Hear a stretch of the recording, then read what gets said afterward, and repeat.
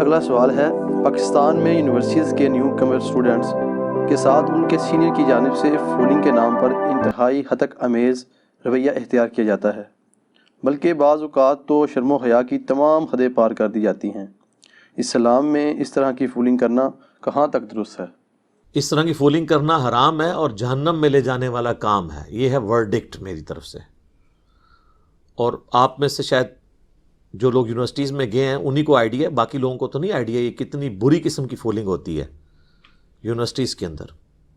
Even ہمارے جو ریاستی ادارے ہیں ان کے ہاسٹلس کے اندر بھی اس قسم کی فولنگ ہوتی ہے، بڑی فحش قسم کی فولنگ اور بڑی ہتک امیز قسم کی فولنگ۔ بعض لوگوں نے فولنگ کی وجہ سے یونیورسٹیز چھوڑ دی ہیں۔ بعض بچے ایسے ہیں جنہوں نے خودکشیاں کر لی۔ اب انسان ویسے حیران ہوتا ہے یہ کیسے ہو گیا خودکشی کر لی۔ سر ہر بندے کا ٹیمپرامنٹ ایک جیسا نہیں ہوتا۔ بعض لوگ ایک چھوٹی سی بات کو اتنا دماغ پہ سوار کرتے ہیں کہ وہ اپنے آپ کو نقصان پہنچا دیتے ہیں۔ بعض تو ایسے ہوتے ہیں دوسرے کو جا کے مار دیتے ہیں، بعض ایسے ہیں جو اپنے آپ کو مار لیتے ہیں، بعض لوگ کہتے ہیں میں پڑھوں گا ہی نہیں۔ تو اس قسم کی فولنگ کرنا نیو کمرز کے لیے تو آپ کو ایک سینئر کے طور پہ انہیں گائیڈ کرنا چاہیے۔ اس لحاظ سے میں کہوں گا ہماری جو مذہبی تنظیمیں ہیں نا یونیورسٹیز کے اندر، چاہے وہ تبلیغی جماعت ہو، دعوت اسلامی ہو، جمعیت والے ہوں، یہ سب وہ لوگ ہیں جو نیو کمرز کو فولنگ سے بچاتے ہیں، چاہے وہ اسلامی یونیورسٹی ہو، انجینئرنگ یونیورسٹی ہو، باقی یونیورسٹیز ہوں۔ اس میں ان کا اپنا بھی غرض ہوتا ہے کہ کل کو ہمارے ساتھ اٹیچ ہوں گے، لیکن پھر بھی بڑی نعمت ہے۔ میں نے خود اپنی یونیورسٹی کے ہاسٹل میں، میرے ہاسٹل میں جتنے عرصہ میں رہا ہوں، پورا سال 2 سال میں نے نیو کمرز اسٹوڈنٹ ساتھ اپنے رکھے ہیں، صرف اس وجہ سے کہ وہ شروع میں تنگ کرتے تھے ان کو سینئرز۔ تو وہ پھر بعض اوقات لوگ ڈسارڈ ہو جاتے ہیں، سب کچھ چھوڑ کے چلے جاتے ہیں۔ تو اس طرح کی فولنگ کرنا جس میں آپ اس کی ایسی تذلیل کر دیں اور فحاشی کو پروموٹ کریں، یہ بالکل حرام ہے، اور یہ بتانے کی ضرورت نہیں، ان کو خود بھی پتہ ہے یہ حرام ہے۔ سورۃ الحجرات میں اللہ تعالیٰ نے فرمایا ہے کہ نہ تو مؤمن مرد ایک دوسرے کا مذاق اڑائیں، ایک دوسرے کے برے نام رکھیں، اور نہ مومن عورتیں۔ اور پھر اللہ تعالیٰ نے اس پہ فتویٰ دیا ہے کہ ایمان لانے کے بعد کسی شخص کا فاسق ہونا یہ کتنی بڑی برائی ہے اس کے حق میں۔ تو اللہ نے فرمایا ایسا بندہ فاسق ہے جو یہ حرکت کرتا ہے، یعنی گناہ کبیرہ کا مرتکب ہے۔ اور یہ حدیث تو آپ نے اکثر سنی ہے، بخاری اور مسلم دونوں میں، کہ مسلمان وہ ہے جس کے ہاتھ اور زبان سے دوسرے مسلمان محفوظ رہیں۔ اور ایک اور حدیث ہے بخاری اور مسلم میں، نبی صلی اللہ علیہ وآلہ وسلم نے فرمایا کہ مؤمن وہ ہے جو اپنے بھائی کے لیے بھی وہی پسند کرتا ہے جو اپنے لیے پسند کرے۔ تو پھر اس طرح تو کوئی تکلیف نہیں دے گا کسی کو۔ پھر صحیح بخاری میں حدیث ہے کہ جو شخص مجھے 2 چیزوں کی گارنٹی دے دے، اپنی زبان کی اور شرمگاہ کی، میں اسے جنت کی گارنٹی دیتا ہوں۔ بخاری اور مسلم دونوں میں حدیث ہے کہ بعض اوقات اللہ تعالی کی نافرمانی کا کوئی شخص ایسا جملہ اپنی زبان سے نکال دیتا ہے جس کی طرف اس کی توجہ بھی نہیں ہوتی، اور وہ مشرق اور مغرب کے فاصلے کے برابر اتنی چوڑی، جو یعنی گھاٹی گہرائی کے اعتبار سے، اس میں جہنم کی جا کے گرتا ہے، اور اس کی توجہ بھی نہیں ہوتی کہ میں نے یہ کیا کلمہ نکال دیا اپنی زبان سے۔ بڑا سینسٹیو ایشو ہے۔ جامعہ ترمذی میں حدیث ہے، موقوفاً ہے، وہ صحابی کہتے ہیں کہ نبی علیہ السلام کے ریفرنس سے بھی موجود ہے، موقوفاً بھی ہے، کہ کسی کو عیب مت لگاؤ، کسی کا مذاق مت اڑاؤ، کسی کو آر مت دلاؤ۔ اور پھر وہ کعبے کو مخاطب کر کے کہتے ہیں کہ کعبہ تیری حرمت اور عزت ہے، لیکن اللہ کے نزدیک ایک مومن کی عزت تجھ سے بھی بڑھ کے۔ پھر بخاری مسلم کی وہ حدیث، یوم النحر والا خطبہ، نبی علیہ السلام فرمایا کہ تمہاری جان، مال، عزت، آبرو ایک مومن کی دوسرے کے لیے حرام ہے کہ اس کی وہ حرمت کو پامال کرے، جس طرح کہ آج کے اس دن کی حرمت ہے، اس مہینے کی، اور اس شہر مکہ کی حرمت ہے۔ یعنی جس طرح ذوالحجہ کی، یوم النحر کی، قربانی کے دن کی، اور مکے کی حرمت ہے اللہ کے نزدیک، ویسی حرمت ایک دوسرے کی جان، مال، عزت اور آبرو کی ہے۔ تو لوگ تو نہیں خیال کرتے۔ جامعہ ترمذی میں حدیث ہے، ہلاکت ہے، ہلاکت ہے، ہلاکت ہے اس شخص کے لیے جو محض لوگوں کو ہنسانے کے لیے جھوٹ بولتا ہے، اس کے لیے ہلاکت ہے۔ کتنا خطرناک معاملہ ہے. تو مزاح ہے اسلام میں, مذاق اڑانا نہیں ہے. اس پہ میری الگ سے ایک ویڈیو ہے, وہ ٹاپک دوسری طرف چلا جائے گا. صحیح بخاری میں حدیث ہے, نبی علیہ السلام نے فرمایا دیکھو کسی شخص کا اگر کسی دوسرے شخص کے اعتبار سے اس پہ حق نکلتا ہے نا, تو دنیا میں ہی معافی تلافی کر لو, قیامت کے دن یہ معافی تلافی نہیں ہوگی بلکہ اپنی نیکیاں دینی پڑیں گی, اور جس کی نیکیاں بھی ختم ہو جائیں گی اسے اپنے جو دوسرے کے گناہ اپنے نامہ اعمال میں ڈلوانے پڑیں گے, تب اس کی خلاصی ہوگی. یہ صحیح بخاری کے الفاظ ہیں, اور مسلم شریف میں تو اس سے بھی آگے ہیں. نبی علیہ السلام نے فرمایا جانتے ہو مفلس کون ہے؟ صحابہ نے کہا ہم تو مفلس اسی کو سمجھتے ہیں جس کے پاس دنیا کا متاع مال نہ ہو. آپ نے فرمایا میری امت کا مفلس وہ ہے جو نماز, روزہ, حج, زکوٰۃ ڈھیروں ڈھیر لے کے آیا, لیکن اس حال میں کہ دنیا میں کسی کو گالی دی, کسی کو مارا, کسی کو پیٹا, کسی کی عزت پامال کی, کسی کا خون بہایا, ذہنی ٹارچر کیا کسی کو, تو قیامت والے دن وہ شخص آ کے کہے گا اللہ مجھے بدلہ چاہیے, تو اللہ تعالیٰ فرمائے گا اتنی اتنی نیکیاں اس کے بدلے لے لو, کیونکہ آخرت کے دن کی کرنسی کیا ہے؟ نیکیاں. حتیٰ کہ اس کی ساری ڈھیروں ڈھیر نیکیاں ختم ہو جائیں گی, اور ابھی بھی لوگ باقی ہوں گے جنہوں نے بدلہ لینا ہوگا. پھر اللہ فرمائے گا اس کی نیکیاں تو ختم ہو گئی ہیں, اب اس طرح کرتے ہیں کہ تمہارے گناہ اس کے نامہ اعمال میں ڈالتے ہیں. وہ نیکیاں کیا گناہ بھی بڑھانے شروع ہو جائیں گے, اس کے نیکیاں تو ختم ہوئی, اور پھر اسے دوزخ میں ڈال دیا جائے گا. نبی علیہ السلام فرمایا میری امت کا مفلس یہ شخص ہے. اللہم لا تجعلنا منہم, اللہم اجرنا من النار. اور یہ انصاف کا معاملہ اس حد تک ہے کہ صحیح مسلم میں حدیث ہے کہ دنیا میں اگر کسی سینگ والی بکری نے بغیر سینگ والی بکری کو سینگ مارا ہوگا نا, تو اللہ تعالیٰ بغیر سینگ والی بکری کو سینگ دے گا, اور جس کے سینگ تھے دنیا میں اس کے سینگ ختم کر کے کہے گا اب اس سے بدلہ اتار. اگر جانور بھی بدلہ اتاریں گے تو انسانوں کا بدلہ نہیں دلایا جائے گا. تو لہٰذا یہ فولنگ کرنا, کسی کی دل آزاری کرنا, کسی کو زبان سے ٹارچر کرنا, کسی کو تکلیف دینا, یہ تو اپنے لیے جہنم کمانے والی بات ہے. تو اس طرح کی یونیورسٹیز میں جتنی فولنگز ہو رہی ہیں, ویسے تو اب جب سے سیاسی جماعتوں کا اثر و رسوخ یونیورسٹی سے ختم ہوا ہے اور تھوڑا سا پڑھائی کا کلچر عام ہوا ہے, اب کافی حد تک فولنگ کنٹرول ہو گئی ہے, لیکن ابھی بھی 100% نہیں ہوئی ہے. یونیورسٹی انتظامیہ کا کام ہے کہ وہ اس کے اوپر چیک رکھے, کیونکہ بعض اوقات بڑا یعنی بے حیائی والے معاملات اس کے اندر ہوتے ہیں اور لوگ بڑے ڈسہارڈ ہوتے ہیں. میں نے بتایا خودکشیاں کی ہیں لوگوں نے یونیورسٹیز چھوڑ کے, اور پھر وہ بھی یہ ہے کہ وہ بعض اوقات بیچارے کوئی اتنے سادہ لوگ ہوتے ہیں, ان کی ہی بار بار لوگ فولنگ کرتے رہتے ہیں, کیونکہ بیچارے وہ اپنا دفاع نہیں کر پاتے. ہر کوئی بندہ تیز ترار تو نہیں ہوتا, تو وہ بڑا مشکل وقت ہوتا ہے یونیورسٹیز کے شروع کے کوئی 3-4 مہینے جو ہے نا, اس میں بڑی عجیب و غریب قسم کی ایکٹیویٹیز پرفارم کرواتے ہیں, خصوصاً جہاں پہ کو ایجوکیشن ہے وہاں تو اب سینئرز جو ہے نا وہ اسٹوڈنٹس کو پھول دے کے بھیجتے ہیں کہ جی فلاں جا کے اس فلاں لڑکی کو جا کے پھول دے آؤ. اب مجھے بتائیں اب یہ حرکت یعنی وہ فلاں لڑکی اگر اس کی بھیجنے والی کی بہن ہو تو وہ یہ گوارا کرے گا کہ یہ حرکت کروائے؟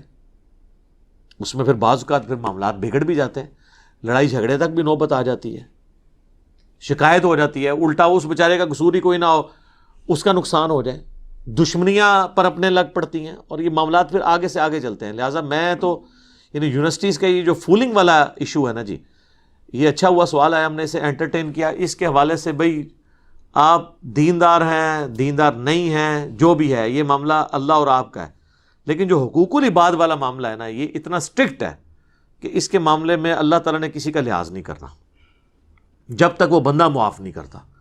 لہذا دنیا میں بھی اس قسم کی حرکتیں نہ کریں کہ لوگوں کے دل سے آپ کے لیے غم نہ جائے, غصے کی کیفیت ہو, اور وہ بس انتظار کر رہے ہوں کہ جب مجھے موقع ملے گا تو میں نہیں چھوڑوں گا. یہی ہوتا ہے نا. اب چلے ایک بات چل نکلی ہے تو میں آپ کو ایک ضمناً اس میں بتا دوں, یونیورسٹیز میں فولنگ کے اندر وہ والے کام بھی بعض اوقات ہو جاتے ہیں جو آج کل مدرسوں میں مفتیوں کی ویڈیو لیک ہو کے آ رہی ہیں, یہ والے کام بھی ہو جاتے ہیں. تو اب ظاہر ہے ایک بندے کو ذہنی طور پہ ٹارچر کرنے والی بات ہے. تو مدرسوں کے اندر بھی اس قسم کے بچوں کے ساتھ معاملات ہو رہے ہیں, اور بڑا ایک یعنی دکھ کا معاملہ ہے. اب لوگ کہہ رہے ہیں جی علماء کے خلاف سازش ہو رہی ہے, ان کی ویڈیوز لیک ہو رہی ہیں. سر سازش تب ہو رہی ہو جب آپ کے علماء کی یہ ویڈیوز گن پوائنٹ پہ بنوائی جائے, جب ان کی ویڈیوز انہوں نے اپنی مرضی سے بنائی ہوئی ہیں, یعنی اس اعتبار سے کہ کام انہوں نے خود کیا، کسی نے چوری چھپے بنائی ہیں، تو ان کے خلاف سازش تو نہیں ہے، یہ وہ خود انہوں نے اپنے خلاف سازش کی ہے۔ تو ایک تلخ حقیقت ہے کہ یہ ویڈیوز اب آنا شروع ہوئی ہیں، یہ کام پہلے سے یہ لوگ ڈالتے ہیں، ان کو چھوڑتے ہیں۔ میں ان کو ان کے بزرگوں کا حوالہ دیتا ہوں۔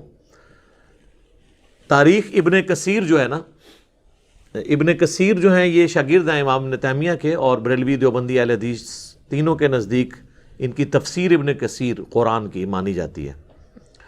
انہوں نے تاریخ ابن کثیر بھی لکھی ہے، اس کے اندر انہوں نے یہاں تک لکھا ہے اس ولید بن عبد الملک والے چیپٹر کے اندر، جب خلفاء کا وہ ذکر کرتے ہیں، یعنی جو ملک ہیں ان کا ذکر، اس میں وہ لکھتے ہیں کہ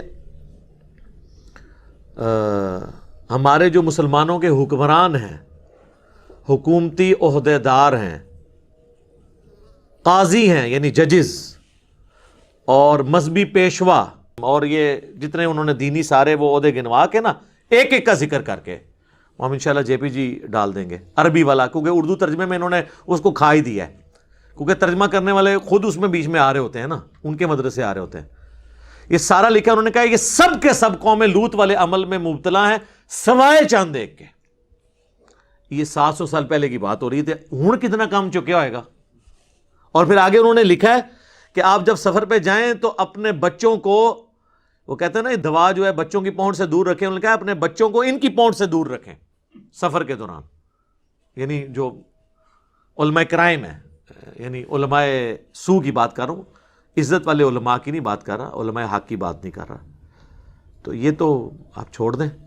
یہ ارواح ثلاثہ کتاب ہے جس میں 3 ارواح ثلاثہ 3 روح ہیں، 3 بزرگوں کے حالات زندگی ہیں اس میں، دیوبند کے۔ اس میں حکایت لکھی ہوئی ہے کہ رشید احمد گنگوئی صاحب جو ہے نا، اور قاسم نانوتوی جنہوں نے مدرسہ دیوبند بنایا، قاسم نانوتوی، یہ وہی قاسم نانوتوی ہیں جن کے بارے میں اسی کتاب میں لکھا ہے کہ مرنے کے 6 سال کے بعد قبر سے نکل کے مولویوں کی صلح کروا کے دوبارہ قبر میں چلے گئے، خواب میں نہیں بیداری میں۔ یہ وہ والے مشہور زمانہ قاسم نانوتوی صاحب جنہوں نے مدرسہ دیوبند بنایا، تو ان کے بارے میں لکھا ہوا ہے کہ ان کو رشید احمد گنگوئی صاحب جو ان کے شیخ تھے، وہ کہنے لگے کہ میاں آپ ہمارے ساتھ بستر پہ لیٹ جائیں۔ وہ بڑے عجیب و غریب قسم کے الفاظ ہیں، میں تو اس طرح کے پڑھ کے بھی نہیں سناتا، آپ کو جے پی جی لگا دیں گے، آپ خود پڑھ لیجئے گا۔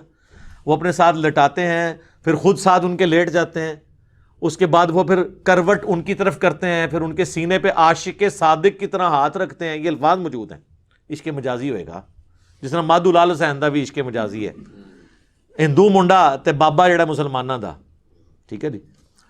اور پھر اس میں قاسم نوتوی صاحب کہتے ہیں کہ حضرت یہ لوگ کیا سوچیں گے، یہ جو آپ ان کا جو لوگوں کو کہنے دو جو کہتے ہیں۔ تو اب آپ یہ چیز دیکھیں، یہ ساری چیزیں وہ پبلکلی کر رہے تھے، پبلکلی اتنا ہی کر سکتے تھے نا، اگلا سٹیپ تو وہ چپ چپ آگے ہوتا ہے نا، پبلکلی یہی کچھ ہی ہو سکتا ہے نا، اس سے آگے تو پبلکلی تو نہیں کر کے دکھا سکتے۔ تو جتنا پبلکلی زیادہ سے زیادہ پاسبل تھا انہوں نے کر کے دکھایا، اور اس سے بڑی بیوقوفی ان لوگوں کی جو یہ پرنٹ کر رہے ہیں۔ اب ہم پہ تو نہیں غصہ کھانا چاہیے، یہ پرنٹ تو آپ لوگ خود کر رہے ہیں، یہ نہیں ہے کہ یہ بریلویوں نے پرنٹ کیا ان کے بارے میں، یہ تو خود انہوں نے پرنٹ کیا اپنے بارے میں۔ تو یہ سلسلہ شروع سے ہی اس طریقے سے چلتا آیا ہے۔ اب لیکن یہ اتنا ہی اس میں رپورٹ ہوا ہے، اگلی قسط جو ہے نا اس کتاب میں نہیں لکھی ہوئی، ہو سکتا ہے ہو سکتا ہے نہ ہو، مطلب میں اس کا نہ انکار کرتا ہوں نہ اقرار کرتا ہوں، کیونکہ اگر میں نے انکار کر دیا تو اللہ کے حضور پکڑا نہ جاؤں، اقرار کر لیا تب بھی پکڑا جا سکتا ہوں کہ بھئی تجھے کون سا پتا چلا تھا کہ یہ ہو گیا۔ اس نے ظاہر رکھتے ہیں کہ اس سے آگے نہیں معاملہ گیا ہوگا پبلکلی، لیکن جتنا گیا وہ اتنا بھی ہمارے لیے کافی ہے۔ یہ سٹیٹمنٹ پڑھ کے مدرسے کے اسٹوڈنٹ کو اپنے بزرگان دین کی علمی خدمات یہ لوگ بتا سکتے ہیں، تو آپ دیکھ لیں۔ دوسری قسط بھی بیان کر دئیے یار، رہنے دیں یار، وہ پھر کہیں گے یہ بالکل اس طرح کر رہا ہے اور وہ کر رہا ہے، کتابوں سے کر رہے ہیں، چلے جی بلال بھائی کہہ رہے ہیں کتابوں سے ہی کر رہے ہیں نا، تو چلے ہم کنٹرول الفاظ میں، وہ اتنے فلمی الفاظ تو میں استعمال نہیں کر سکتا۔ تذکرۃ الرشید ایک کتاب ہے جس میں رشید احمد گنگوئی صاحب کا تذکرہ ہے، یعنی ان کے حالات زندگی ہیں اور ان کے اپنے چاہنے والوں نے بیان کیے ہیں۔ اس میں اس کی اگلی اور سمجھ لیں آخری قسط ہی ہے، یا آج جو ہم بیان کر رہے ہیں یہ آخری قسط ہوگی ان کے لیے۔ اس میں اس خواب کا ذکر موجود ہے، یہ تو بیداری تھی نا کہ وہ عاشق صادق کی طرح لیٹے، اور قاسم نانوتوی کو بھی سمجھ آ گئی، انہوں نے کہا میاں کیا کر رہے ہو، لوگ کیا کہیں گے۔ اس کی اگلی قسط یہ ہے کہ تذکرۃ الرشید میں لکھا ہے کہ رشید احمد گنگوئی صاحب کہتے ہیں کہ میں نے ایک رات خواب میں دیکھا کہ مولانا قاسم، جن کو انہوں نے پہلے لٹایا تھا اور سینے میں فیض ٹرانسفر کیا تھا، وہ دلہن کی شکل میں میرے عقد میں آئی ہیں۔ جی جی جی جی جی، وہ دلہن کی شکل میں، یہ نہیں انہوں نے کہا کہ میری دلہن اس شکل میں آئی، انہوں نے کہا وہ دلہن کی شکل میں میرے خواب میں آئیں، عقد میں آئی، خواب میں ہی انہوں نے دیکھا۔ اور اس کو آگے بیان کرنے سے پہلے میں بتا دوں کہ بخاری مسلم دونوں میں حدیث ہے کہ خواب کی 3 اقسام ہیں، اللہ کی طرف سے، شیطان کی طرف سے، یا نفس کی طرف سے۔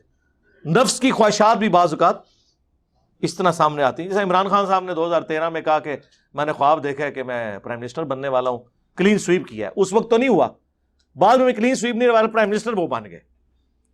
تو اس وقت جو خواب انہوں نے دیکھا تھا نا، وہ ان کی نفس کی خواہش تھی، وہ سامنے آئی۔ ہر وقت جب بندہ سوچے تو کچھ نہ کچھ تو ہو جاتا ہے۔ ڈاکٹر طاہر القادری صاحب نے تو آپ میں سے کئی لوگوں کی پیدائش سے پہلے یہ خواب دیکھا ہوا ہے، تو نفس کی خواہش ہی تھی نا، ہوئی تو نہیں، کوئی غیبی خبر تو نہیں تھی وہ والی۔ تو کہتے ہیں جی میں نے خواب میں دیکھا کہ وہ جو ہے وہ دلہن کی شکل میں میرے پاس آئی ہیں، اور پھر وہ ان کا نکاح ہوا، اس کے بعد پھر روحانی اولاد بھی ہوئی۔ ہاں جی، اور اس کے بعد یار یہ اگر کسی کو خواب آیا بھی تھا تو ظالموں اس کو لکھنے کی کیا ضرورت تھی؟ اور اس میں وہ لکھتے ہیں، اور پھر آگے اب لکھنے والے کو بھی شرم نہیں آ رہی، اب اس کی وہ تعویل کر رہا ہے، وہ کہہ رہا ہے جی یہ خواب کی تعبیر اصل میں یہ تھی کہ مولانا قاسم نانوتوی صاحب نے رشید احمد گنگوئی صاحب کے شاگردوں کی، اسٹوڈنٹس کی تربیت کرنی تھی بات میں، تو اس سے انہوں نے یہ بھائی تربیت کرنے کے لیے بیوی بن کے ان کے عقد میں آنا اور پھر اس سے اولاد پیدا ہونا، یہ پورا کام ہونا ضروری تھا۔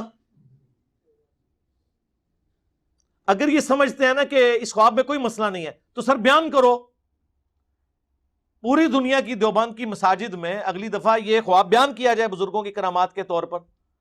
بھئی جو چیز ہوگی آپ فخریہ بیان کریں گے نا، جس عقیدے سے آپ لوگ منہ چھپاتے پھریں، تو صحیح مسلم کی حدیث ہم آپ پہ فٹ نہ کریں، گناہ وہ جو تیرے دل میں کھٹکے اور تو اس بات سے ڈرے کہ لوگ اس پر مطلع ہو جائیں۔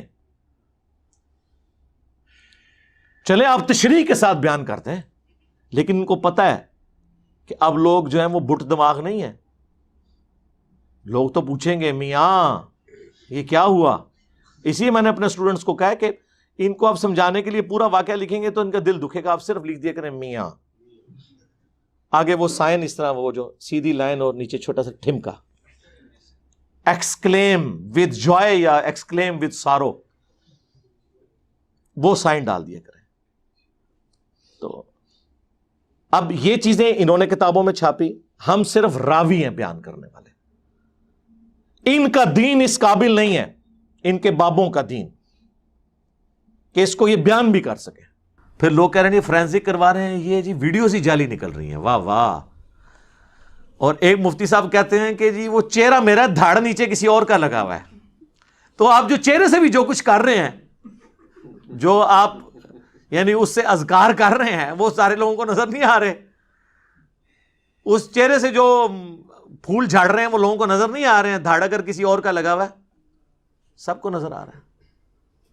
اور دوسرے ایک مولوی کو دیکھیں، وہ تو اب اندر ہو گیا ہے، اس نے اپنے بابوں کو، مفتیوں کو بچانے کی خاطر کہہ دیا کہ صحابہ اکرام نعوذ باللہ ان سے بھی تو یہ ہوئی ہیں۔ حضور اکرم صلی اللہ علیہ وسلم کے زمانے میں، پاک زمانے میں، کیا ایسے واقعات پاک محفوظ عن الخطا لوگوں سے نہیں ہوئے؟ ایک مشہور عالم دین ہے اور اس کی ساری چیزیں، حالات، واقعات صبح شام مفتی صاحب کے ہمارے اوپر واضح ہیں، اور ان کو نشے میں، چائے میں نشہ دیا گیا، ویڈیو کے اندر صاف موجود ہے کہ وہ اس کی حرکتیں بے قصد ہیں، ہم کو ان کے ساتھ دینا چاہیے۔ کل تک یہ لوگ جو ہیں وہ عصمت صحابہ کا رونا روتے تھے، اور آج یہ لوگ، وہ پنجابی میں ایک محاورہ ہے کہ باندری دے پیر جدو سڑن لگ دینا تو اپنے بچے پیروں تھلے دے لیندی، یعنی بندریا کے جب پاؤں جلتے ہیں نا دھوپ کی وجہ سے، تو وہ اپنی جان بچانے کے لیے اپنے بچوں کو پاؤں کے نیچے لے لیتی ہے۔ تو جب ان مفتیوں نے دیکھا کہ مطلب ہماری عزت سٹیک پہ لگنے لگی ہے، انہوں نے پھر صحابہ کرام کا نام یوز کرنا شروع کر دیا. پنڈی میں ایک دیوبندیوں کا بڑا مفتی ہے. ویسے تو اب آلموسٹ ہر فرقے سے ہی لوگ نکل رہے ہیں، اور آلموسٹ اس کام پہ تو فرقوں کا اجماع ہو چکا ہے، علماء کا، پبلک کا نہیں، علماء کا. تو اب لوگ کہتے نہیں علماء کی عزت نہیں کرتے. آپ عزت، اہل حدیث کی بھی آئی ہیں، ان کی بھی ویڈیوز آئی ہیں، کوئی نہیں بچا، ساروں کی آ رہی ہیں. بہرحال اس سے یہ فائدہ ہوا ہے، آئندہ کے لیے یہ لوگ محتاط ہو جائیں گے. وقتی طور پہ یہ فتنہ تھمے گا انشاءاللہ تعالی. اور اب جو یونیورسٹیز میں بھی اس طرح کے واقعات رپورٹ ہوئے ہیں، کیمروں کی طرف جا رہے ہیں، گورنمنٹ نے جو ہے لوگوں کو ایجوکیٹ بھی کیا جا رہا ہے کہ بھائی اس کی پوری زندگی کی سزا ہے جیل کے اندر، اتنی بڑی سزا ہے. ویسے اسلامی شریعت تو نافذ ہو، میری ویڈیو بھی ڈیٹیل آ چکی ہے، اس میں تو ان کو قتل کیا جائے گا جو یہ ایسے عمل کر رہے ہیں. اور مفعول بھی اگر رضامند تھا تو دونوں قتل ہوں گے، اور اگر صرف فاعل نے زبردستی کیا ہے تو صرف اسے قتل کیا جائے گا. جامعہ ترمذی میں، ابو داؤد میں یہ ساری احادیث موجود ہیں. میں نے ڈیٹیل کے ساتھ پچھلے دنوں ویڈیو ریکارڈ کروا دی ہے، وہ آپ دیکھ لیں. قوم لوط والا عمل مدارس میں، اور مفتی عزیز الرحمان سکینڈل کے نام سے، تو آپ کو پتہ چل جائے گا. تو فولنگ سے بات شروع ہوئی تھی تو یہاں تک چلی گئی. چونکہ میں نے وہ رٹی رٹائی باتیں تو نہیں کرنی ہوتی، جو بھی کرنٹ افیئر چل رہے ہوتے ہیں میں ساتھ اس کو ایڈجسٹ کر دیتا ہوں تاکہ ریکارڈنگ میں آ جائے. کہتے ہیں نا جی موضوع نہ بنایا کریں، ویسے راہ چلتے بات ہو جائے. یہ بھی ایک علماء کا ہوتا ہے کہ آپ جمل صفین نہروان کو موضوع نہ بنائیں، ہاں راہ چلتے کو حدیث بیان کر دیں. انبیاء کرام کی جو اجتہادی خطائیں قرآن میں ذکر ہوئی ہیں ان کو موضوع نہ بنائیں، ہاں تلاوت کے دوران کبھی ترجمہ تفسیر کلاس میں آ جائے تو اس طرح بیان کر دیں. تو سر آج میں نے آپ کو موضوع نہیں بنایا، موضوع تھا یونیورسٹیز کی فولنگ. تو راہ چلتے ہوئے آپ نے جو اپنے اسٹوڈنٹس کو فول بنایا ہوا ہے، اور حافظ ابن کثیر نے جو لکھا ہے کہ ان کے زمانے میں بھی یہی کچھ ہوتا تھا اور کثرت سے ہوتا تھا. میں نے جب عیدی صاحب کے بارے میں سٹیٹمنٹ ان کے دفاع میں دیتے ہوئے کہا تھا کہ کسی ایک مدرسے کو آپ کلین چٹ دے سکتے ہیں، کثرت میں ہوتا ہے الا ماشاء اللہ، یہ لوگ برا مان گئے تھے. تو حافظ ابن کثیر نے تو لکھا ہے کہ یہ سارے علماء، سارے قاضی، ساری حکومتی مشینری، یعنی آج کل کے سارے بزرگان دین اس زمانے میں مبتلا ہے سوائے ان کے جنہیں اللہ بچا لے. اندازہ کریں، تو انہوں نے تو سارے کہا الا ماشاء اللہ، یعنی تھوڑے سے لوگ بچے میں، کثرت کا انہوں نے ذکر کیا. تو یہ حافظ ابن کثیر پہ کیا فتویٰ؟ یہ کوئی حافظ ابن کثیر نے تو میری ویڈیوز دیکھ کے تو یہ نہیں تاریخ ابن کثیر میں یہ باتیں لکھی ہیں، تو پہلے کی لکھی ہیں. اور اس سے بڑی بےایمانی دیکھیں، جنہوں نے نفیس اکیڈمی والوں نے اردو ترجمہ کیا ہے، انہوں نے یہ الفاظ ہی آدھے اس میں سے کھا دیے ہیں. ٹھیک ہے، تو اور وہ جس میں وہ لکھا ہوا تھا نا کہ اپنے بچوں کو سفر کے دوران ان مولویوں سے بچا کے رکھے، تو لکھا ہے کہ اللہ تعالیٰ ایسے کام کرنے والوں کے سائے سے بھی ہمیں محفوظ رکھے. یہ ترجمہ کر دیا اس کا، وہ لکھے ہی نہیں جو انہوں نے عربی لکھا سی. لاواں گے اسی عربی بھی لائیں گے بھارت. ایک کہتے ہیں نا عربی والا دیو سانو جی، البدایہ دا عربی والا تو انہوں دیاں گے، تسی یہ پڑھ کے سنا دیو اپنی پبلک دے سامنے. جس طرح احمد دیداد نے کہا تھا نا جیمی سویگارڈ سے کہ انجیل میں ایسی ایسی ولگر باتیں ہیں تورات کے اندر، انجیل کے اندر چونکہ ٹیمپرڈ ہے، کہ تم یہ 5000 کے مجمع میں وہ پڑھ کے سنا دو اور بتاؤ کہ اللہ کا کلام اس طرح کا ہوتا ہے. تو بڑا وائٹ کرتا رہا، پھر وہ تنگ آ گیا جب اس کا چہرہ سرخ ہوا اور وہ بڑی تیزی تیزی سے پڑھتا جا رہا ہے، اور جتنے لوگ سن رہے ہیں ان کا بھی رنگ فاق ہو رہا ہے کہ یار اتنی گندی باتیں لکھی ہوئی ہیں اس میں. تو میں بھی ان کو کہتا ہوں کہ یہ پڑھ کے بتا دو. اور یہ حافظ ابن کثیر کوئی سند کی ضرورت نہیں ہے، ابن کثیر نے خود لکھا ہے، انہیں نقل نہیں کیتا کسی کو لوگ کہ فلاں نے فلاں سے سنا فلاں سے، نہ وہ کہتا ہے میں اپنے زمانے میں دیکھ لیا. آج حافظ ابن کثیر دی ایک ضرورت ہے، ایسے حافظ ابن کثیر دی جو آج دے زمانے کرے. تو وہ کام یوٹیوب حافظہ اللہ، واٹس ایپ دامت برکاتہم عالیہ، فیس بک مدہ ذلہ کر رہا ہے ان کی جگہ پہ، اللہ کا شکر ہے. تو ہم تو چاہتے ہیں کہ اس سے اصلاح ہو، مقصد یہ نہیں ہے. وہ کہتے ہیں نا جی علماء کی بدنامی ہو رہی ہے، اس طریقے سے باقی لوگ بھی کہتے ہیں جی یہ جو انٹرنیشنل رپورٹس آتی ہیں کہ یہ جتنی پورن ویڈیوز ہیں سب سے زیادہ پاکستان میں دیکھی جاتی ہیں، ٹاپ پہ ہے پاکستان، تو پاکستان کا اسلامی تشخص پامال ہو رہا ہے. بھئی آپ خود تشخص پامال کر رہے ہیں، رپورٹیں تو بالکل درست ہیں کہ دیکھی جا رہی ہیں. آپ لوگوں کو ایجوکیٹ کریں کہ ایسا کام نہ ہو. یعنی جو غلطی ہائی لائٹ کر رہا ہے آپ کہہ رہے ہیں کہ یہ غلطی اس لیے ہوئی ہے کہ اس نے ہائی لائٹ کی ہے. واہ واہ واہ. تو اس طرح تو آپ کبھی بھی، یہ وجہ ہے کہ آپ ترقی نہیں کر سکے. ترقی وہی قومیں کرتی ہیں جو اپنی غلطیوں سے سبق سیکھتی ہیں. غلطی نکالنے والے کو یہ نہیں کہتی ہیں کہ تم میری غلطی کیوں کڑی، اس لیے ہم لرن نہیں کر رہے. میں اس لیے کہتا ہوں فریڈم آف ایکسپریشن ہونا چاہیے، میڈیا کو آزاد ہونا چاہیے. جو لوگ حکومتی وزراء کے اوپر یا ریاستی اداروں کے اوپر جائز کرٹیسزم کرتے ہیں، آپ حوصلہ رکھیں اس کو سننے کا. اس کے بغیر آپ کی اصلاح نہیں ہوگی. آپ کی اصلاح آپ کے چاپلوس لوگوں کی وجہ سے نہیں ہونی جنہوں نے آپ کو ہمیشہ پازیٹیو پکچر پیش کرنی ہے، بلکہ آپ کے مخالفین کی باتوں سے ہوگی. میں نے جو اتنا لرن کیا ہے وہ اپنے مخالفین کی وجہ سے کیا ہے، اور وقت کے ساتھ ساتھ اتنی لرننگ ہوئی ہے، پتہ چلا کہ اس میں یہ ہے، اس میں یہ ہے، اس میں ایسے، اس کو ایسے امپروو کرنا ہے، وقت کے ساتھ امپروو کیا. لیکن اگر آپ اپنے آنکھیں کان یہ سب کچھ بند کر لیں گے پھر آپ کی کبھی اصلاح نہیں ہو سکے گی. تو بہرحال یہ فولنگ کرنا حرام ہے جی، یونیورسٹیز میں ہو، مدارس کے اندر جو ہے وہ تو اللہ معافی دے، وہ تو یونیورسٹی میں تو 3 مہینے کے لیے فولنگ ہوتی ہے، یہاں تو 3 سال فولنگ ہوتی رہی ہے. یہ جو مفتی صاحب کی ویڈیو تھی، تو فولنگ تو ساری جگہ چل رہی ہے. اللہ تعالیٰ اس طرح کے شر سے ہمیں، ہماری اولادوں کو، پوری امت کو محفوظ فرمائے. آمین. جزاک اللہ.